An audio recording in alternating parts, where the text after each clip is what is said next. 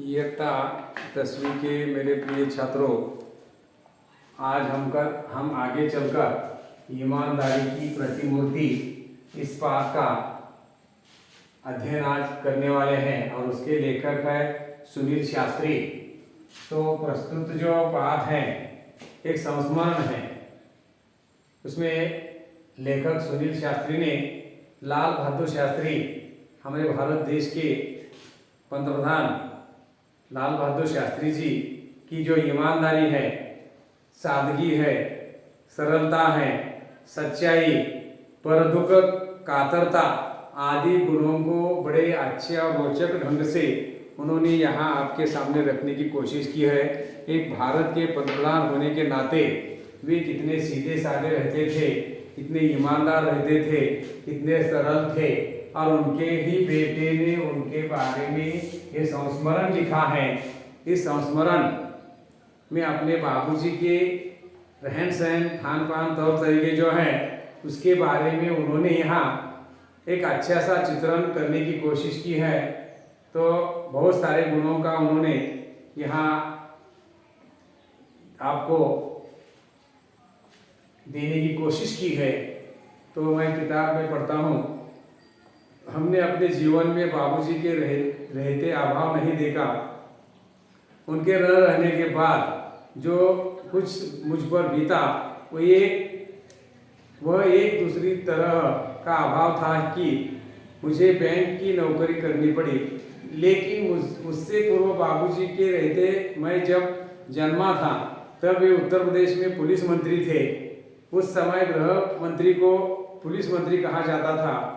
इसलिए मैं हमेशा कल्पना किया करता था कि हमारे पास एक छोटी सी गाड़ी है, बड़ी आलीशान गाड़ी होनी चाहिए।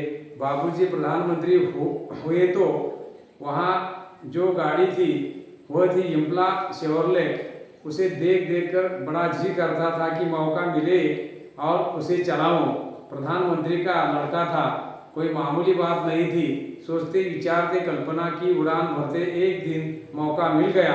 धीरे धीरे हिम्मत भी खुल गई थी ऑर्डर देने की। हमने बाबूजी के निजी सचिव से कहा, साहब जरा ड्राइवर से कहीं इम्पला लेकर रेजिडेंस की तरफ आ जाए। यानी उन्होंने अपने जीवन का एक प्रसंग यहाँ बताया है। अपने बाबूजी का जीवन कैसा था, कितने सीधा साधा रहने वाले इंसान थे। बाबूजी के वे कहते हैं कि बाबूजी के जीवन में रहते ही हमें अभाव नहीं देखा, लेकिन बाबूजी के रहने के बाद भी मुझ पर कुछ बीता कि दूसरी तरह का एक अभाव था कि उन्हें बैंक में नौकरी करनी पड़ी। लेकिन बाबूजी उससे पूर्व बाबूजी के रहते ही जब मैं जन्मा था तब वे उत्तर प्रदेश में पुलिस मंत्री थे। आज उसे गृह मंत्री कहा जाता है। और इसलिए हमेशा मैं कल्पना किया करता था कि हमारे पास गाड़ी होनी चाहिए, बंगला आलीशान गाड़ी होनी चाहिए। और उसके बाद जब भी पिताजी उनके प्रधानमंत्री हुए तो उनके पास इम्पला शेवरलेट गाड़ी थी। और ये गाड़ी देखते ही जी करता था, उनकी इच्छा होती थी, मौका मिलते ही मौका ढूंढ रहे थे।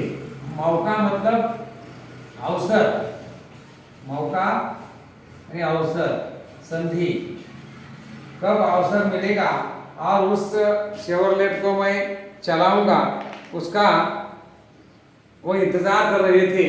लेकिन धीरे धीरे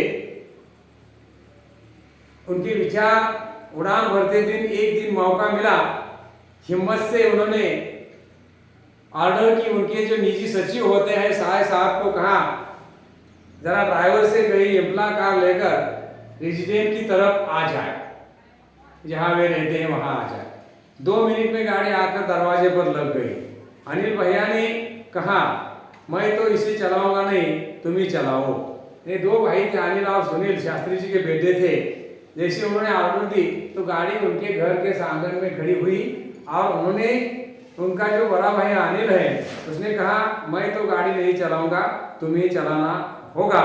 मैं आगे बढ़ा, ड्राइवर से चाबी मांगी, बोला तुम बैठो, आराम करो, हम लोग वापस आते हैं अभी। जैसे उन्होंने ड्राइवर से चाबी ली और कहा कि तुम यहाँ आराम करो, हम लोग थोड़ी देर में वापस आते हैं, गाड़ी ले हम चल पड़े।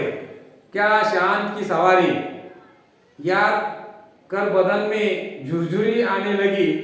जिसके यहाँ खाना था वहाँ पहुँचा, बातचीत में समय का ध्यान नहीं रहा, देर हो गई। किसने उन्होंने जो बुलाया था खाने के लिए, गाड़ी चलाते उन्हें ऐसा लगा क्या सवारी है। और उनके बदन में, बदन का मतलब शरीर, बदन यानी तन, शरीर को झुरझुरी आने लगी, उत्साह आने लगा। और वे पहुंचे जहां खाना था, वहां पहुंचे और पहुंचकर खाने के बातचीत में उन्हें ध्यान नहीं रहा देर कितनी हो गई है। याद आया बाबूजी आए होंगे, तब उनके ख्याल में आया कि बाबूजी आए होंगे।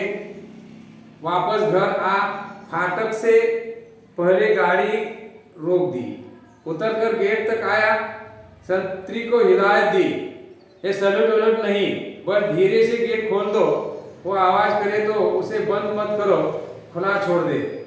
जो भी जब जैसे वापस आए तो गाड़ी पहले उन्होंने फाटक के सामने खड़ी कर दी और पहले उतरकर गेट तक आए। जहां पे वहां चौकीदार था उन्हें हिदायत दी, हिदायत मतलब सूचना, हिदायत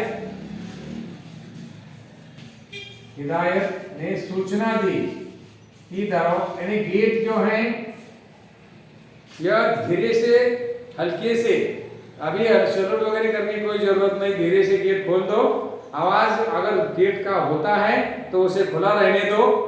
बाबूजी का डर था, वह खटपट सैल्यूट मारेगा तो आवाज होगी और फिर गेट की आवाज से बाबूजी को हम लोगों के लौटने का अंदाजा हो जाएगा, तो बेकार में पूछताछ करेंगे। अभी बात ताजा है, सुबह तक बात में पानी पड़ चुका होगा। संतरी से जैसा कहा गया उसने किया, दबे पैर पीछे किचन की दरवाजे से अंदर घुसा। जाते ही अम्मा मिली। यानी बाबूजी का डर था, इतना वह चल रहा था, अगर उन्हें संतरी सैल्यूट मारेगा, खट खट की आवाज आएगी, गेट की आवाज आएगी, तो बाबूजी को हम कब आए थे उसका अंदाजा लगेगा, बेकार में पूछताछ होगी। अभी बात ताजा है, सुबह तक उसमें पानी पड़ चुका होगा, ऐसा मानकर संतरी ने जैसे कहा वैसा किया। दबे पाव किचन के गेट से, यानी पिछले गेट से घर के अंदर घुस गए। जाते ही उन्हें अम्मा मिली। पूछा, बाबूजी आ गए? कुछ पूछा तो नहीं। उन्होंने माँ से पूछा, बाबूजी आए क्या? उन्होंने कुछ पूछा क्या?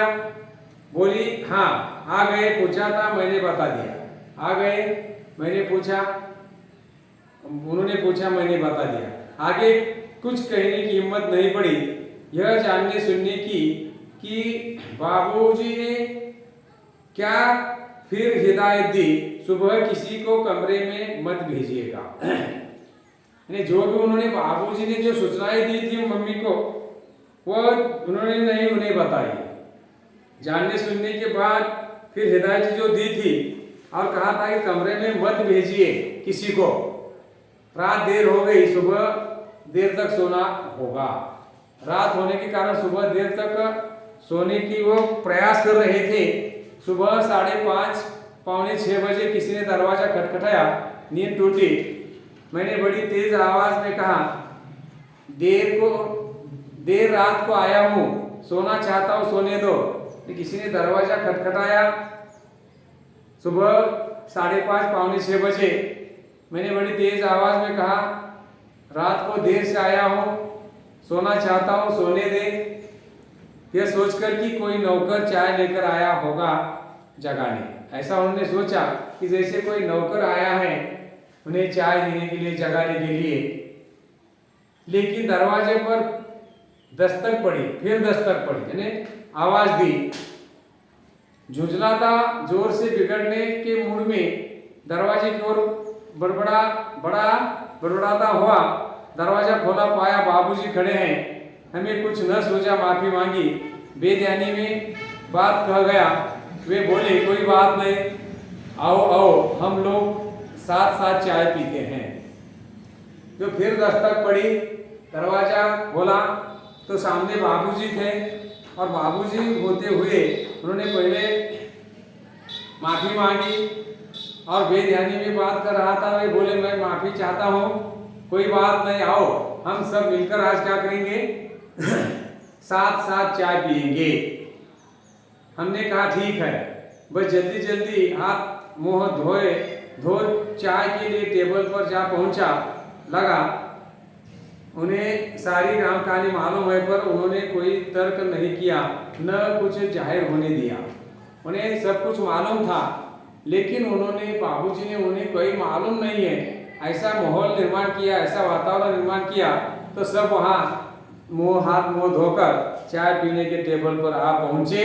कुछ देर बाद चाय पीते पीते बोले, अम्मा ने कहा तुम लोग आ गए हो, पर तुम कहते हो रात बड़ी देर से आए, कहाँ चले गए थे? तो कहते हैं कि तुम बड़े देर से आए हैं। तो रात को बाबूजी ने पूछा कि रात को कहाँ गए थे, कहाँ चले गए थे? जवाब दिया, हाँ बाबूजी एक जगह खाने पर चले गए थे। उन्होंने कहा एक जगह खाने पर हम चले गए थे। उन्होंने आगे प्रश्न किया, लेकिन खाने पर गए तो कैसे? जब मैं आया तो फिर गाड़ी गेट पर खड़ी थी, गए कैसे? तो गाड़ी यहाँ थी, तुम गए कैसे? फिर गाड़ी जो पहली थी वह घर में थी। कहना पड़ा हम इम्पला शेवरलेट लेकर गए थे, आपकी गाड़ी प्रधानमंत्री गाड़ी लेकर हम गए थे। बोले हो, तो आप लोगों की बड़ी गाड़ी चलाने का शौक है, आप लोगों को भी बड़ी गाड़ी चलाने का शौक है। तो उसी प्रकार उन्होंने उन्हें बहुत सारे सवाल जवाब किए। तो एक उदाहरण के तौर पर उन्होंने जो भी उदाहरण दिया है, तो इस उदाहरण के कारण आपके समझ में आएगा कि शास्त्री जी कितने सीधे साधे इंसान थे और अपने बेटों को भी कैसा उन्होंने सबक सिखाया। और आगे का जो भाग है, ये आगे का भाग हम कल देखेंगे। तब तक के लिए धन्यवाद।